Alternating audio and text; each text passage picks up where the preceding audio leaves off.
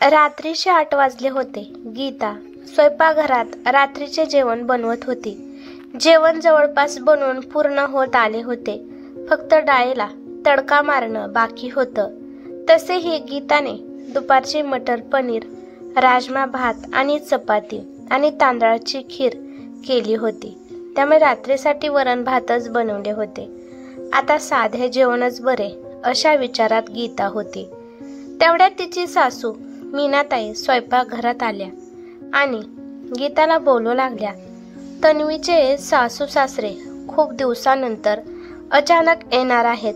चांगले जेवण बनव, कशाची पण कमतरता करू नकोस.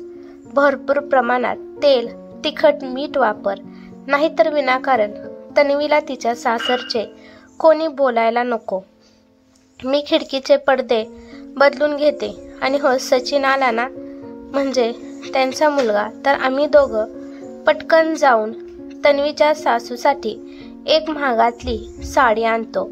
असं बोलून ती गीताचं काहीही न ऐकता हॉलमध्ये निघून जाते. कारण तिला माहीत होतं गीता सगळं सांभाळून घेईल.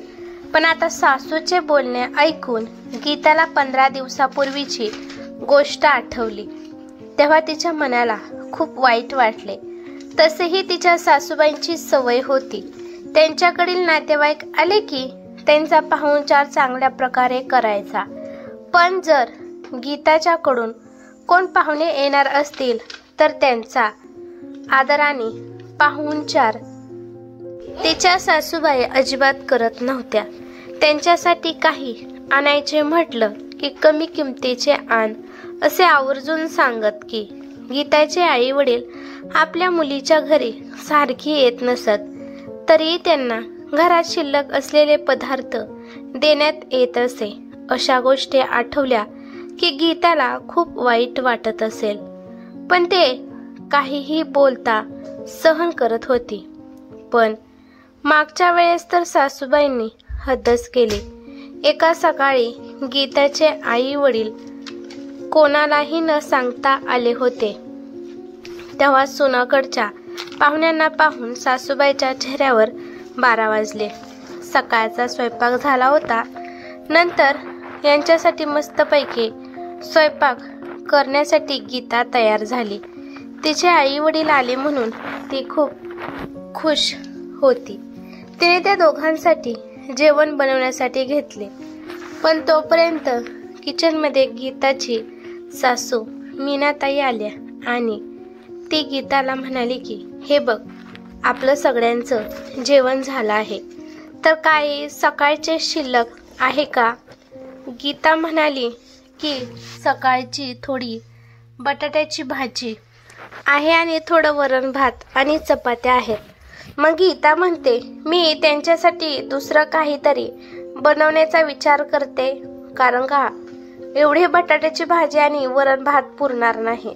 असं म्हणल्यावर मीनाताई तिच्यावर पिसळल्या आणि म्हणाल्या, वेडी आहेस का काय? त्यांच्यासाठी दुसरा स्वयंपाक कशामुळे करायचा? तेल, तिखट, मीठ कशाला वाया घालवायचं?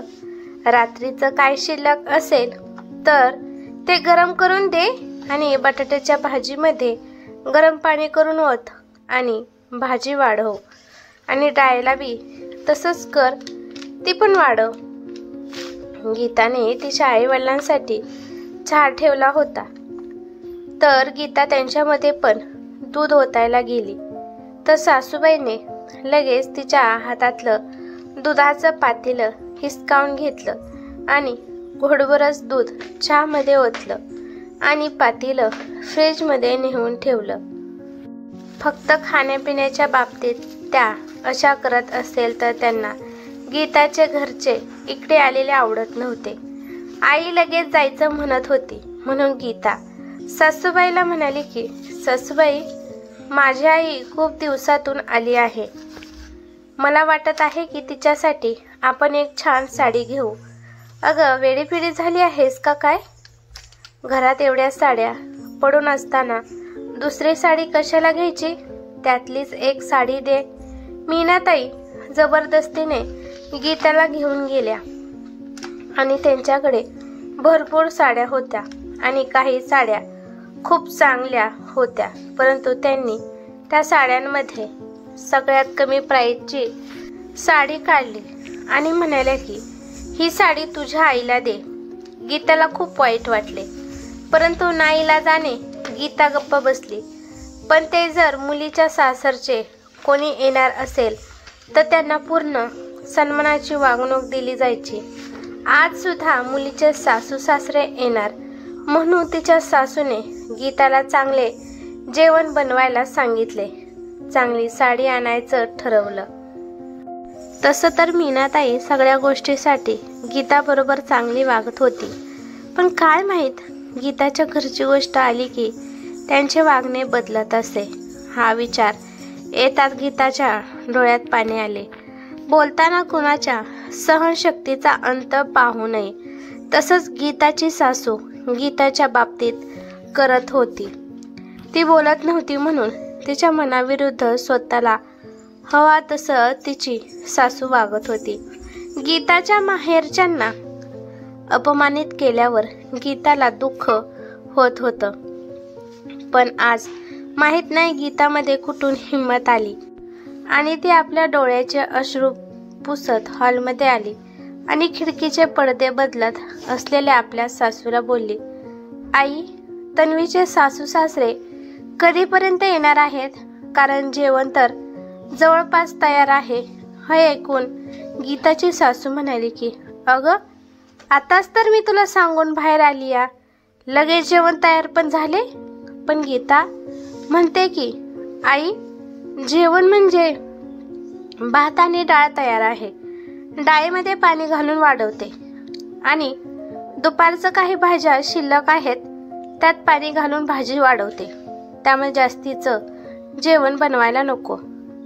तसेच तुम्ही त्या दिवशी बोलत होता, जवळचे पाहुणे हे आपल्याला घरचेच असतात, त्यांना वाईट वाटत नाही.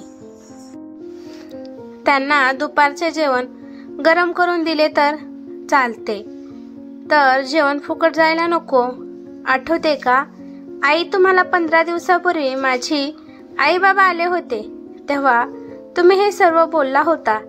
मी सुद्धा तुम्ही सांगितलेलं तसंच रात्रीचे जेवण त्यांना गरम करून दिलं होतं. आज पण तन्वी ताईचे सासू सासरे येत आहेत, आज पण तसंच करू. त्यांना पण दुपारचे जेवण गरम करून देऊ, कारण का ते सुद्धा आपले जवळचेच पाहुणे आहेत, त्यांनाही वाईट वाटणार नाही. जेवण फुकट जायला नको. आणि साडी आणायला कशाला बाहेर जायचंय? घरात आपल्या भरपूर साड्या आहेत, त्यातीलच एक द्या ना, कमी प्राईसची. बरोबर बोलत आहे ना मी आई? आज गीता आपल्या सासूला जशाच तसे उत्तर देत होती, कारण आजपर्यंत मीनाताई गीताच्या घरच्यांसोबत कशा वागल्या त्याची जाणीव गीता आज तिच्या सासूला करून देत होती की माझ्या घरच्यांच्या सोबत तुम्ही किती चुकीचे वागत होता. गीताचे हे बोलणं ऐकून तिच्या सासूला स्वतःचीच लाज वाटू लागली. तिची हिंमत झाली नाही की गीतासमोर मान वर करून बोलण्याची, परंतु स्वतःची चूक समजून सुद्धा ती स्वतःची चूक मान्य करायला तयार नव्हत्या. मग गीता सुद्धा जेवण बनवणार नाही यावर ठाम राहिली. शेवटी आपल्याच मुलीचे सासू सासरे येणार, त्यांच्यासमोर जर गीता हे सर्व बोललेले तर आपली इज्जत जाईल. सुनबाई, मी आजपर्यंत तुझ्या घरच्यांसोबत चुकीचे वागले, त्यासाठी तू मला माफ कर. दुसरी गोष्ट, मी माझी मुलगी तन्वी तिच्या सासू सासऱ्यांना मी जशी वागणूक देते तशीच तुझ्या आई वडिलांना सुद्धा देईल. मी हा शब्द मी तुला देते. तू मला माझी चूक दाखवून दिलीस, त्यामुळे मी तुझी आभारी आहे. तेव्हा गीता आपल्या सासूला बोलते, आई, तुम्ही माझ्या आई समान आहात, तुम्ही माझी माफी मागावी अशी माझी अजिबात इच्छा नाही. पण आपल्या घरात स्वयंपाकघरातील सर्व कामे मी करते, तरीही माझ्या आई बाबांना वेगळी वागणूक दिली जायची याचे मला वाईट वाटत होते. जे काही करायचे ते सर्वांसाठी सारखे करायला हवे तेवढेच मला वाटत होते. माझे बोलणे तुम्ही समजून घेतले, त्यातच सारं काही आलं. त्या दिवसापासून गीताची सासू कोणी आलं तरी काही सांगत नव्हती. गीताला हवं तसं ती करू शकत होती. नेहमीच असं पाहण्यात येते की सुनेकडे माणसे आली की त्यांना वेगळी वागणूक दिली जाते, पण तीच वागणूक मुलीच्या सासरकडचे आले की लगेच वागणूक बदलून जाते. हा दुजापणा कुठेतरी थांबला पाहिजे. आपल्या मुलीच्या सासरी आपण गेलो तरी आपल्याबरोबर जर तसं झालं तर आपल्या मुलीला कसं वाटेल? ही गोष्ट प्रत्येकाने विचारात घेतली तर नक्कीच सर्वांना एकसारखी वागणूक मिळेल. कथा आवडल्यास लाईक शेअर करा आणि अशाच नवनवीन कथा ऐकण्यासाठी चॅनलवरती नवीन असाल तर चॅनलला सबस्क्राईब करा. धन्यवाद.